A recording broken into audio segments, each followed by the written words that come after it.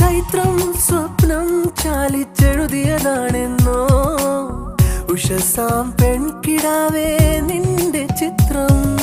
ചൈത്രം സ്വപ്നം ചാലിച്ചെഴുതിയതാണെന്നോ ഉഷസാം പെൺകിടാവേ നിന്റെ ചിത്രം.